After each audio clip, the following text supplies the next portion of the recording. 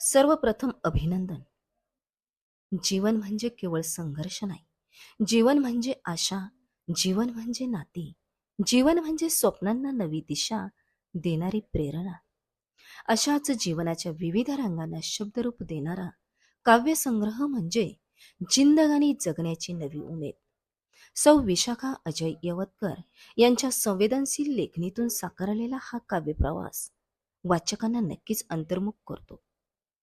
आईमधील वात्सल्य, स्त्रीमधील सामर्थ्य, फुले सावित्रीमधील समाज जागृती, मैत्रीमधील जिव्हाळा आणि जिंदगानीमधील जगण्याची उमेद प्रत्येक कविता मनाला स्पर्श करते आणि विचार करायलाही भाग पाडते.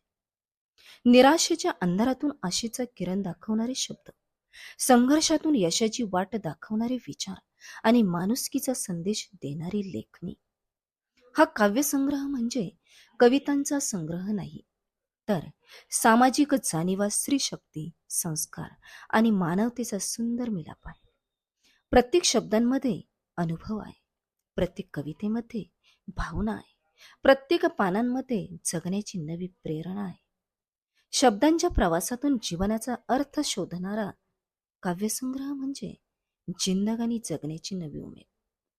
ही केवळ कवितांची पुस्तिका नाही, तर समाज परिवर्तन, स्त्रीशक्ती, माणुसकी आणि आशावादाचा प्रेरणादायी प्रवास आहे.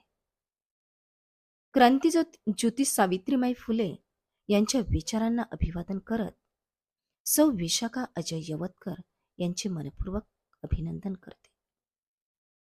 ज्योत सावित्रीची, शब्द विशाखाचे, प्रेरणा समाजाची आणि उमेद नव्या जीवनाची. या सुंदर काव्यसंग्रहाच्या प्रकाशनाबद्दल विशाखाचे मनपूर्वक अभिनंदन.